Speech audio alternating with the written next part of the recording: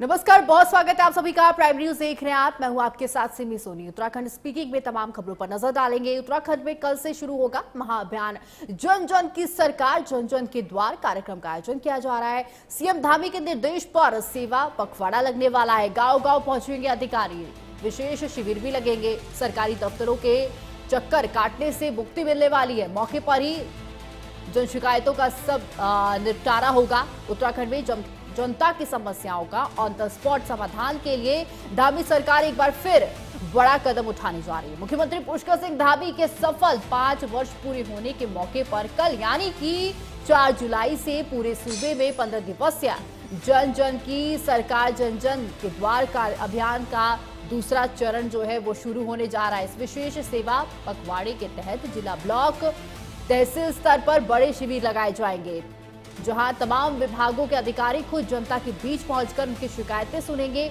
और मौके पर ही उनका निस्तारण करेंगे। सीएम धामी ने साफ संदेश दिया है कि आम जनता को दफ्तरों के चक्कर न काटने पड़े, बल्कि अधिकारी खुद उनके द्वार जाए। पिछले साल इस अभियान के तहत करीब 33,000 शिकायतों का त्वरित समाधान जो है वो किया गया था। अब कल फिर से इसकी शुरुआत होने जा रही है। इस दौरान अलग अलग जगहों पर इस कार्यक्रम का आयोजन किया जाएगा। पिछली बार भी इसका आयोजन हुआ था, दूसरी बार अब जाकर इसका आयोजन किया जा रहा है, जिसकी शुरुआत कल से हो जाएगी। और इस दौरान बता दें आपको कि ऑन द स्पॉट तमाम जो दिक्कतें होंगी उनका निस्तारण जो है वो किया जाएगा। उत्तराखंड में कल से ये शुरू होने वाला है महाअभियान जन जन की सरकार जन जन के द्वार। कार्यक्रम का आयोजन होने वाला है। सीएम धामी के निर्देश पर सेवा पखवाड़ा लगने वाला है। गांव गांव पहुंचेंगे अधिकारी, विशेष शिविर लगाए जाएंगे। सरकारी दफ्तर के चक्कर काटने से भी मुक्ति मिलने वाली है। मौके पर ही जितनी तमाम शिकायतें होंगी उनका निपटारा जो है वो किया जाएगा। उत्तराखंड में जनता की समस्याओं को ऑन द स्पॉट समाधान करने के लिए धामी सरकार एक बार फिर से ये बड़ा कदम जो है वो उनकी तरफ से उठाया जा रहा है। और ठीक कल से इसकी शुरुआत होने वाली है। कल यानी कि 4 जुलाई से इसकी शुरुआत हो जाएगी। जन जन की सरकार जन के द्वार कार्यक्रम का जो आयोजन है ये कल से शुरू हो जाएगा। सीएम धामी के निर्देश पर सेवा पखवाड़ा लगने वाला है।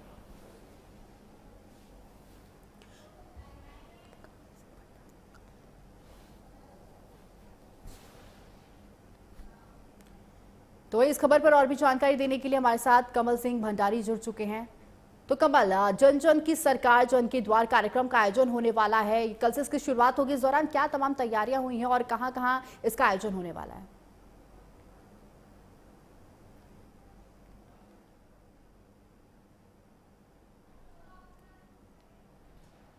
कमल, अनम्यूट करिए, आपकी आवाज नहीं आ रही हमारे तक।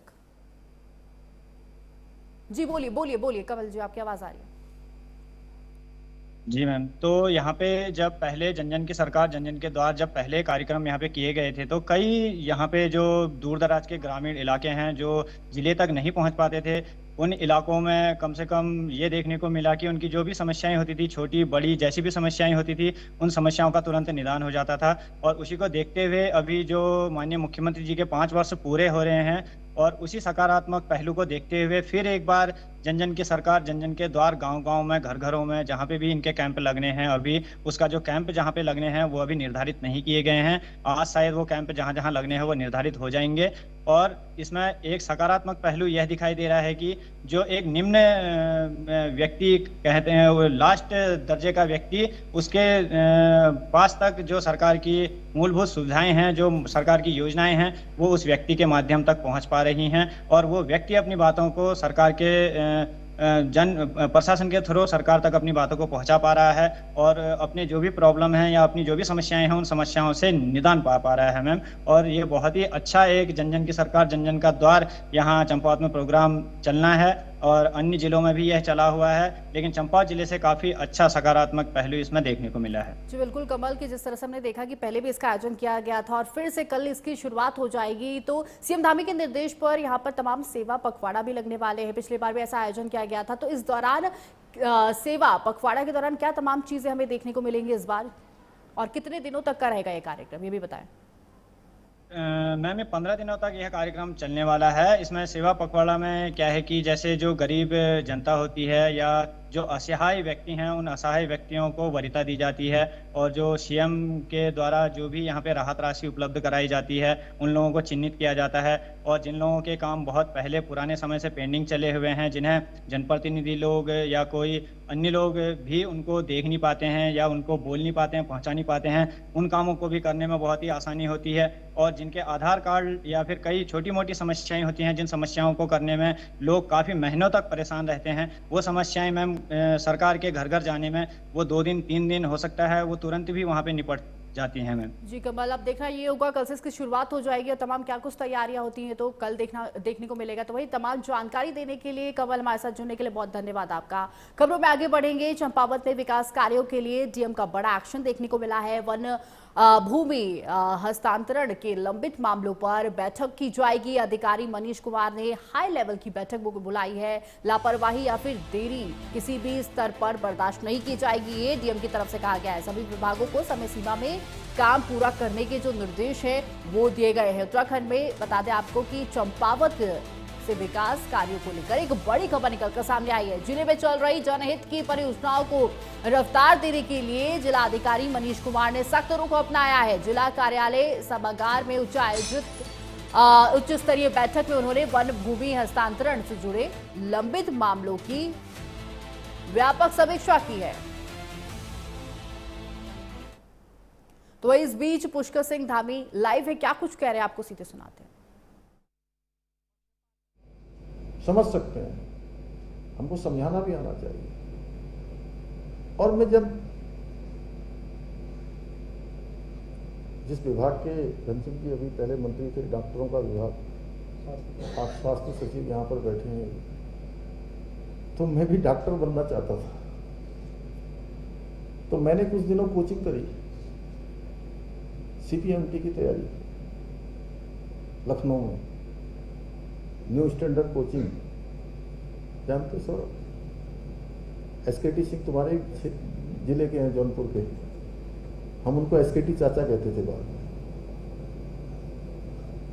तो वहां पर एक प्रोफेसर थे रजा साहब, तो वो कहते थे कि जीवन में 100 रास्ते फंसने के हैं तो 100 रास्ते निकलने के लिए। तो उनकी बात उस समय तो कम समझ में आई मुझे, लेकिन बाद में जब मैं राजनीति के क्षेत्र में सीधे सीधे आ गया तो मुझे लगा कि 100 रास्ते यदि जटिल हैं तो 100 रास्ते आसान भी हो सकते हैं। यानी कि अगर हमें रास्ता निकालना है तो उसके भी रास्ते निकल सकते हैं। तो ये मंत्र अगर हमारे ध्यान में रहेगा, ये बातें याद में रहेगी कि जो हमारे पास आएगा हम उसकी सहायता करेंगे, उसमें कुछ ऐसा करेंगे कि जो है उसको फील हो कि नहीं, जिस व्यक्ति के पास गए हैं उसने हमारी चिंता की है, हमारे पर ध्यान दिया है, और मेरा इतनी दूर से जाकर उसके पास जाना ये सार्थक हुआ है। और उसका ये भरोसा ही हमारी सरकार की सबसे बड़ी सफलता होगी। और हमारे देवभूमि का विकास भी तभी संभव होगा, तभी संभव है जब हमारे नीति और नियमता और हमारे सभी अधिकारी, हमारे सभी कर्मचारी सभी संवेदनशील होंगे। इसलिए आपको उस आखिरी छोर पर बैठे व्यक्ति तक विकास की रोशनी पहुंचानी है, वहां तक विकास का प्रकाश पहुंचाना है, और इसी के लिए हमारे राज्य का गठन हुआ है। अन्यथा उत्तर प्रदेश के समय में बहुत दूर तक व्यवस्था हो जाती थी, पिथौरागढ़, चमोली, उत्तरकाशी, ऐसे स्थानों पर जाना, बागेश्वर जाना, उस समय में जो पोस्टिंग मानी जाती थी आप सब लोग जानते हैं। ऐसा माना जाता था कि इन क्षेत्रों में एक तरह से अच्छे के लिए नहीं भेजा जाता। और अब व्यवस्थाएं अच्छी हो गई। आज देखिए हर जगह जगह के लिए हमारे यहाँ हवाई कनेक्टिविटी हो गई, इतनी शानदार सड़कें बन गई। तो राज्य का जो गठन हुआ वो हमारा जो उसका उद्देश्य है वो सार्थक हुआ है। साथियों, जब आज हम युवाओं की पूरी पारदर्शिता के साथ जनता की सेवा करने का हमारे अवसर मिल रहा है, तो मुझे कभी अतीत का वो काला दौर भी याद आ रहा है, जब उत्तराखंड के युवाओं के भविष्य के साथ सरेआम खिलवाड़ किया जाता था। और उस समय सरकारी नौकरियां योग्यता से, प्रतिभा से, क्षमता से नहीं मिलती थी, बल्कि उस समय ये नौकरियां मिलने का आधार होता था पर्ची और खर्ची, यानी कि पर्चा भी चलता था और खर्चा भी चलता था।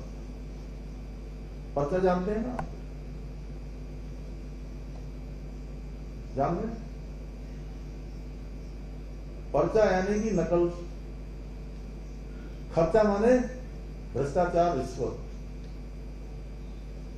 आज हम दावे के साथ कह सकते हैं, विश्वास के साथ कह सकते हैं कि हमारे राज्य के गरीब माता पिता के बेटे और बेटियों को आज योग्यता, प्रतिभा और क्षमता के आधार पर बिना किसी पर्चे, बिना किसी खर्चे के, पारदर्शिता के आधार पर नौकरियां मिल रही हैं।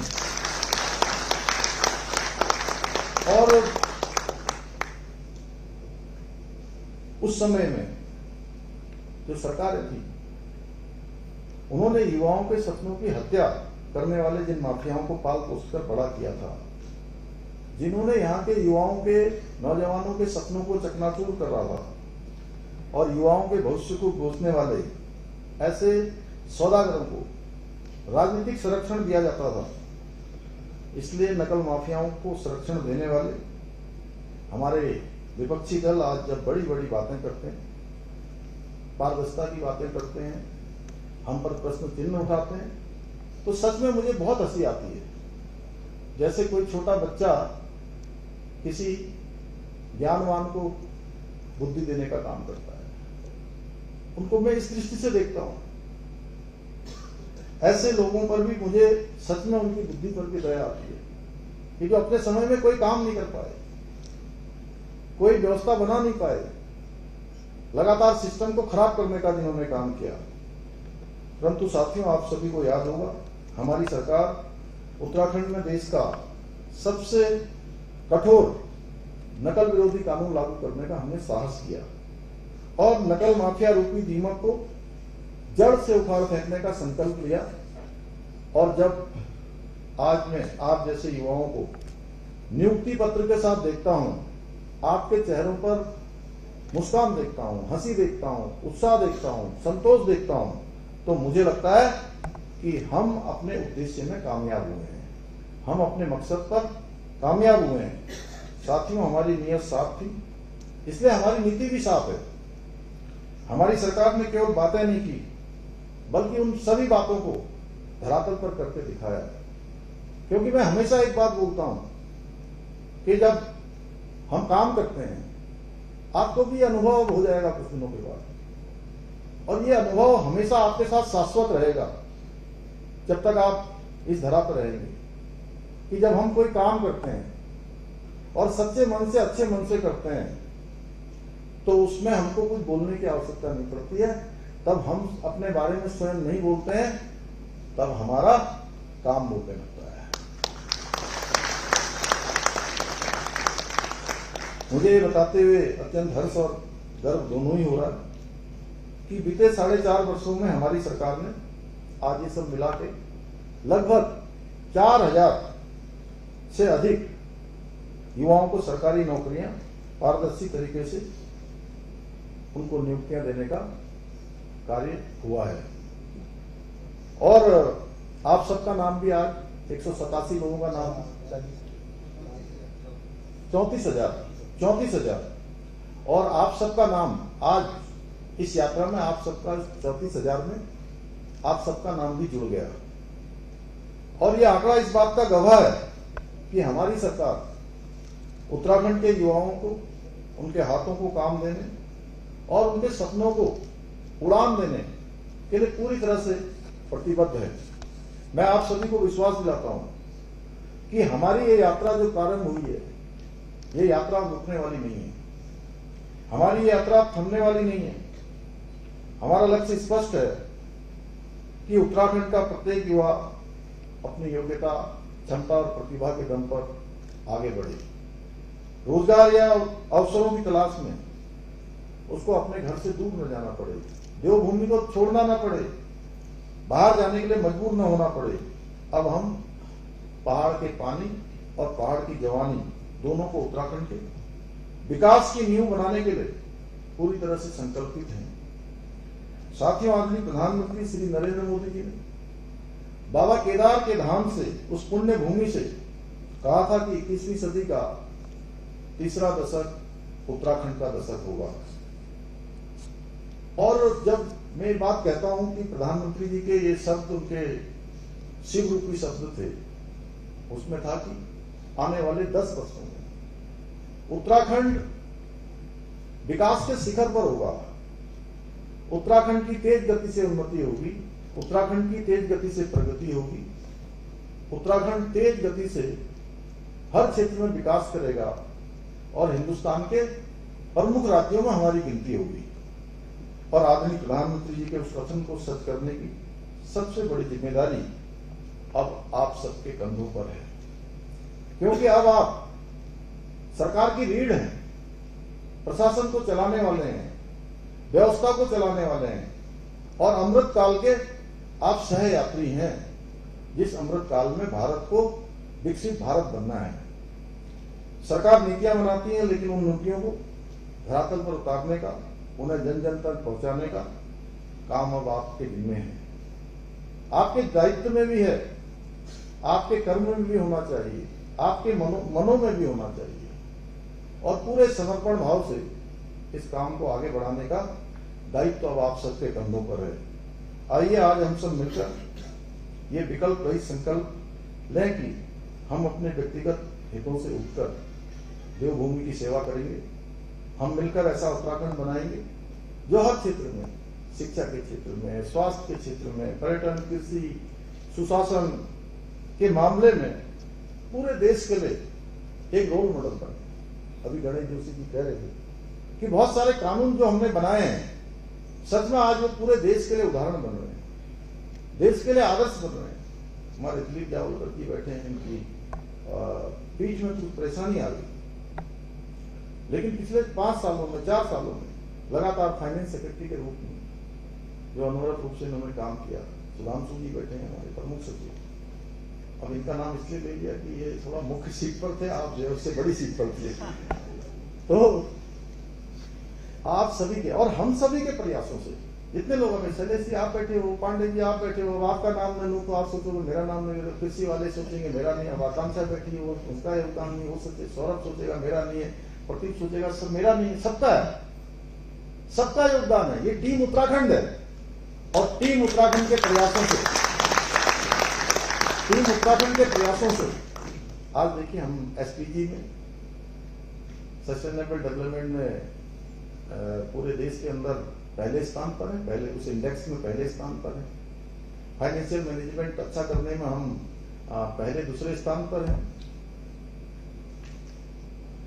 पर्यटन के क्षेत्र में हमको 4 साल से उसका पर्यटन का पुरस्कार मिल रहा है। फिल्म के क्षेत्र में 4 साल से हमको बेस्ट स्टेट का पुरस्कार देश के अंदर मिल रहा है। आज मत्स्य के क्षेत्र में हमको मिल रहा है, कृषि के क्षेत्र में मिल रहा है, निर्यात सूचकांक में हमको देश में पहले दूसरे नंबर पर, उसमें भी हम आ रहे हैं। खनन के क्षेत्र में हमको पुरस्कार मिल रहा है कि खनन में सारे मानक हमने पार किए हैं, अच्छा काम किया है। 200 करोड़ रुपए की धनराशि भारत सरकार हमको दे रही है। आज अनेकों क्षेत्र ऐसे हैं जिसमें हम पूरे देश के अंदर एक हमारी अलग पहचान बन रही है और यही हमारी सबसे बड़ी पूंजी है कि उत्तराखंड के लोगों ने एक संकल्प लिया। हमारे प्रधानमंत्री जी के मुंह से जो शब्द निकले, पूरा उत्तराखंड उस दिशा में चल पड़ा और आज हम हिंदुस्तान के प्रमुख राज्यों में हमारी गिनती होने लगी। कर्तव्य पथ की परेड होती है, उस परेड में भी हमारा नाम नंबर 1 पर आता है उस कार्यक्रम में। कितने सारे पुलिस में भी जो है सबसे पहले जो हमने काम किया, धन सिंह जी बैठे, नई शिक्षा नीति हमने सबसे पहले लागू करी। राज्य में इन्वेस्टर ग्लोबल समिट होता है, 1 लाख करोड़ से अधिक की जो है हमारी ग्राउंडिंग पर काम होता है। नेशनल गेम्स हमारे यहाँ इतने अच्छे होते हैं कि किसी भी हमारे जैसे छोटे राज्य के लिए इतनी जल्दी में नेशनल गेम्स करना एक कल्पना मात्र होती थी। हमने शानदार तरीके से नेशनल गेम का आयोजन किया। पूरे देश दुनिया के लोग एक अच्छा अनुभव यहाँ से लेकर गए। G20 का 3 हमने जो है सम्मेलनों की यहाँ मेजबानी करी, जिसमें पूरी दुनिया के प्रतिनिधि हमारे यहाँ आए। अनेक आपदाओं का हमने सामना किया। सिलक्यारा टनल रेस्क्यू अभियान, ब्रिक्स सम्मेलन में उसको जो है पूरी दुनिया के लोगों ने एक मॉडल के रूप में स्वीकार किया। तो ऐसी अनेक उपलब्धियों का साक्षी आज हमारा राज्य बन रहा है। चारधाम यात्रा 42 लाख को क्रॉस कर गई। आदि कैलाश यात्रा जो हम गोस्वामी वहां डीएम से शुरू हुई उस समय, तो आज वो भी हमारी 55,000 के करीब पहुंचने वाली, 55,000। और आपको लग रहा होगा कि 55,000 सामान्य आंकड़ा नहीं है। 55,000 जानते हैं क्या? पिछले 3 महीने से टनकपुर, चंपावत, लोहाघाट, पिथौरागढ़, धारचूला, गुंजी और गुंजी के आसपास दारमा वैली, व्यास वैली, चौदास वैली, नाभी, ऐसे अनेक गांव, कुट्टी, सब गांव में जहां होम स्टे हैं, पूरे के पूरे फुल है। तो फिलहाल इस बुलेटिन में सिर्फ इतना ही, लेकिन खबरों का सिलसिला लगातार जारी है। तमाम से बड़ी अपडेट